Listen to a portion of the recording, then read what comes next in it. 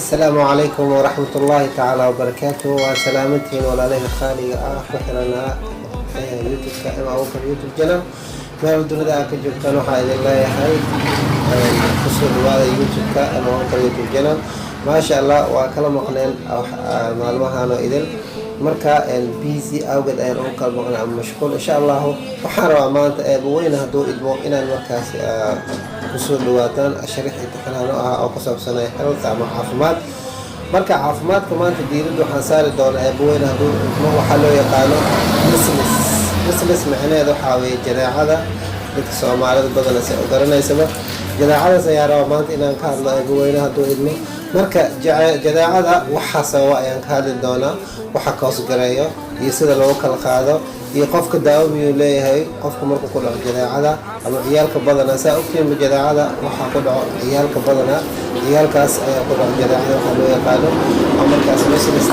marka ciyaalka daawamiyo leeyihiin ama daawo ma lahan ama waxa loo sameyn doonaa hadii ay ku dhaco markaas jadeecada oo kale إن شاء الله والبحث أو فحصا أي رواء إن هل كان أكد داون دوتن إن شاء الله وحارة إلى كسور دواتن أي دوا فحصا وهذا عشر كي أو قبل السنين أو كسر سنة وحلو يقانو مثل استا أصحاب تيدا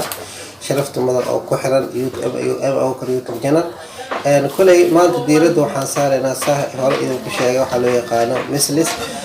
أوكي مثلس كاوس محاسة ومثل استا فيروس أي سوا وحلو يقانو فيروس أي سوا مثل استعمال جذاعة محل سكو جود بيا أبو محل سكو جود بين كرا قف كلسو جود بين كرا ولا الكيسة أبو قف كساحب كيسة وحكى بدأ تصالحان transmission أي الله وأيربون ليسيس هودي أي مركز قف كل جود بين كرا محا كمدا مركز قفك قبا مثل استعمال جذاعة قفك قبا محله جرن كرا وحاله جرن كرا وحاله يقانو sign بتمس لو يقانا marka sign maxaa arkida ku qofka arkaysa ama cunuga aad arkaysid marka jabtarka ama cashirkan badana wuxuu saameeyaa caruurta yar yar maybe waa laga yaabaa dadka waaweyn inuu ku dhaco marka insha Allah okay sign waxa waaye aragti sign butusna qofka asaas ka warbixinaya sign waa aragtida dhakhtarka arkaya qofka xaaladiisa iyo exam and physical examination oo kale markuu u eego waaye sign butusna asaas ka warbixinaya inta la iigahay asaas ama cunugii ayaa hooyada ka warbixinayso maadaama uu yar yahay cunugii badana oo cudurkan ama markaas saameeyaan waxa loo yaqaan caruurta yar yar high fever waxa la leeyahay markaas qofka qabo ama cunuga qabo ee jadeecada ay ku dhacdo waxa lagu garanay high fever qad zaid ayaa lagu garanayaa red ayas indhihi ayaa guduudanayo cunugii indhihi ayaa guduudanayo sidoo kale ready nose sanka ayaa markaas caabuq ka soo baxayo koof wuxuu leeyahay qunfac waxa loo yaqaan qunfacaya cunuga asaga waxa tusaale ah waxa uu leeyahay afki ayaa markaas mouth ayuu noqonayaa afki ayaa burburayo waxa ka soo baxay afka guduud ayuu noqonayaa kadib stomatitis waxa loo yaqaan ayaa ku dhacay cunugii sidoo kale dan waxa loo yaqaan maqaarka cunugii waxa uu isbedelayaa wuxuu noqonayaa skin rashes maqaarka ayaa markaa wacay ka soo baxay jidkiisa idin kadib cunugii wuxuu la imaan waxa loo yaqaan diarrhea shoon ayuu la imaanayaa shoonkaas ayuu la imaanayaa kadib dawla imaan waxa loo yaqaan hadal foaming fil mantaqa ayuu la imaanayaa an kadib wuxuu la imaanaa an malnutrition nafaqa daro ayuu la imaanaa cunuga asaga intaas waxay ahayd waxa lagu garto cunuga haduu qabo ama qofka qabo jadeecadii astaanta lagu garan lahaa ayaa markaas hadda ka soo hadlay marka waxa uu gudagali doona waxa loo yaqaan treatment hadda cudurkan jadeecada ah leeyahay wax markaas daawo ah ama waxa loo yaqaan oo lagu daaweeyo management miyuu leeyahay okay hadda ayaan ogaani doona insha Allah tusaale ahaan waxa weeye no special treatment waa cudurkan daawo u gaar ah ma laha la siin karo qofka maxaa la siinayaa bad laakiin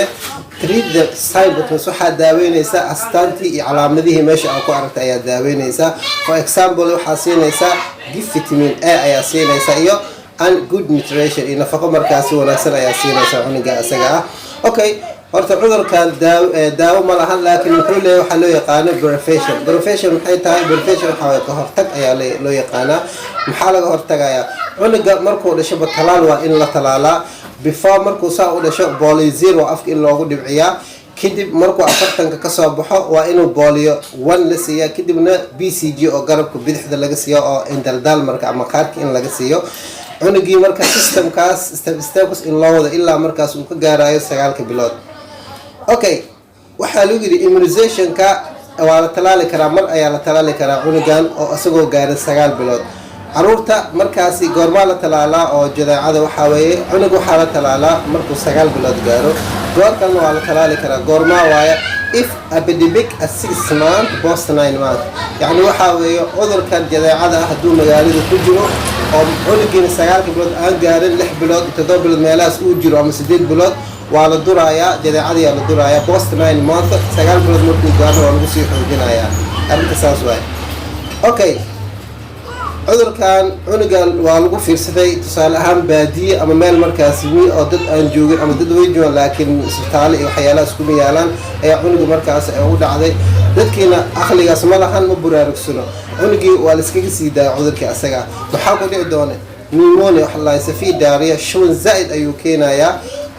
kadib shubanka zaid hadduu keeno wuxuu la imaanaa waxa loo yaqaano dehydration, wuxuu la imaanaa fuuqbax. qofka hadduu fuuqbaxay waxay lama tahay cunuga hadduu fuuqbaxo waxay lama tahay asagoo dhiig baxay oo kale lama tahay. kadib wuxuu la imaanayaa blindness, qofka hadduu dhiiga ka dhamaado wax ma arkayo soo maahan mugdi ayuu noqonayaa wixii dhan markaas khalaasay noqonaya oo tasmiya dhigihii dhana dilaac soo qonfay dhigihii dilaacayo dhigihii waxay markaas ku hogaaminayaan cunuga inuu noqdo